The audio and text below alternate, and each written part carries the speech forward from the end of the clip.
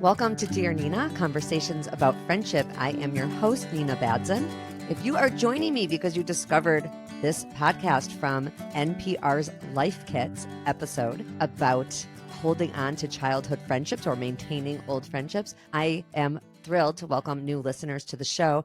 I've been writing about friendship for over a decade, podcasting about it for just about 4 years. It will be 4 years in a month or two. Today's episode will not be directly about the NPR episode I was just on because I want you to listen to that to hear some very practical tips for holding on to your old friendships.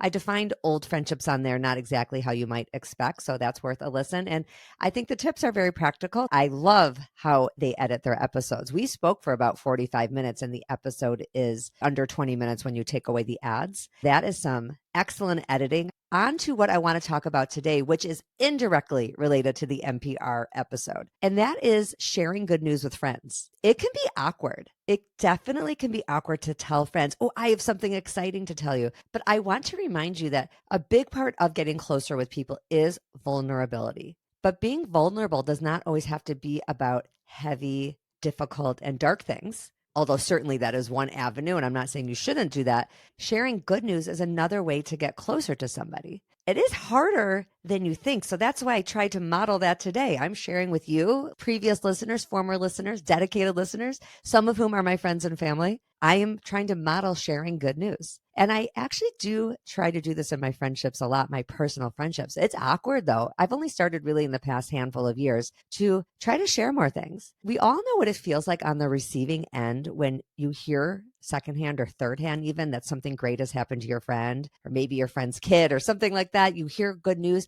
and a little twinge comes. I feel it a little bit when it's like, oh, I'm kind of surprised I didn't hear that directly from the person if we're good friends. Do you ever feel that way? Have you ever gotten good news from a family member or a friend and you're like, sort of noted that they didn't tell you themselves? Now, I would never advocate anyone read too much into that kind of thing. Last week's episode, number 146 with Dr. Jackie Henry, was about ruminating and overthinking and not reading too much into our friends' silences or times that they aren't communicating in the way we would like. So I, of course, not going to go back on all that and say you should read a lot into it. However, if you are someone who a friend never shares anything good with, of course, it could be that that friend isn't comfortable sharing good news and maybe doesn't tell almost anybody good news, because a lot of us are trained to see that as bragging or, I don't know, somehow bringing bad luck upon ourselves if we boast about something. I hate to use the word boast. I don't even mean boast. Sharing good news isn't bragging if you don't do it constantly. I mean, if you're constantly filling everybody's inbox and text streams with your good news and not asking about other people, yeah, that would be tiresome. But to never share anything good is a different kind of tiresome, I think.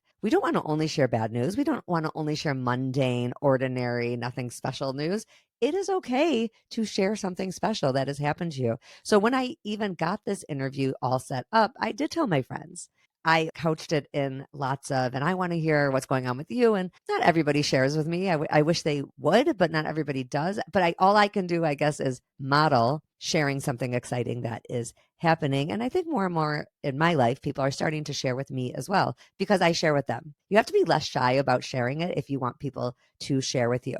But back to a thought I think I started and didn't finish. If you find that you're constantly hearing good news, secondhand, third hand, it might be time for a little reflection on, are you asking your friends questions? Are you making it clear that you want to know what's going on in their life? And it doesn't just have to be career stuff. I'm talking about all aspects of life.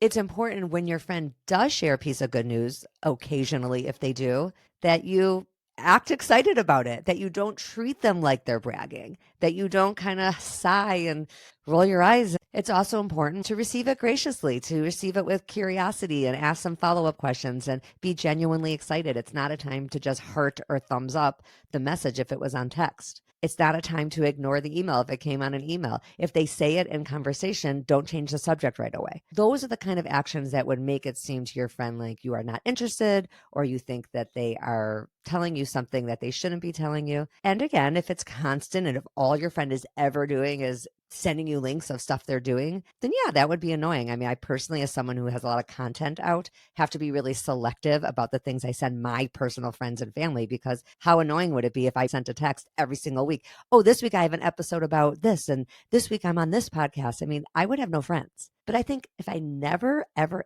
ever shared the bigger ones, the ones I'm super excited about, that would be its own kind of strange thing. Like I'd be living this parallel life that I don't let any of my good friends in on. So I hope that you will take away from this episode that it is okay and even encouraged to share something positive going on in your life, any aspect of your life, your personal life and in your job. It makes your friends feel closer to you. They are part of your inner circle who you want to share good news with. And if you want to be part of other people's inner circle that they share good news with, then you need to receive that news with excitement and curiosity and follow-up questions. Share the joy with your friend, and that joy can be contagious and it will make you really feel close. This is such a short episode. I'm going to take the opportunity to remind you that if you have found something useful, one useful kernel, I would so appreciate it if you would leave a review on Apple. It makes a big difference. The most recent reviews on there, as I air this episode in May, are from April. I would love to see a couple from May. I know you are out there. I know you're listening because I see it in the numbers. Just a little reflection of that on the reviews shows other people when they are searching for shows about friendship that this does have an active audience. I know it does because I see the numbers. But when people are looking for podcasts to listen to, they don't always know that there's a robust community here. And speaking of a robust community, I welcome you into my Facebook group, Dear Nina, the group. We have so many great discussions there. We talk about episodes sometimes before I do the interview, after, and things that don't come from my episodes. A lot of the posts, most of the posts are from other people in the community who are dealing with their own friendship conundrums that they would like other people's opinions on. You are welcome to post in there anonymously if you would like. We do talk about the books we're reading, the shows we're watching, once in a while the recipes we're using. Is just a great place. I love it there. It's where I spend a lot of my online time talking to real listeners, and I show up there as a real person, not just a podcast person, but as a real person with my own issues too. Thank you for joining me. I will see you next week with an interview. I'm really, really excited about this one. I'm excited about all of them, but just to give you a little tease, it's with Emily Post's grandson. That is what's coming next week. We talk about etiquette and friendship, and I will see you then, because when our friendships are going well, we are happier all around. Bye.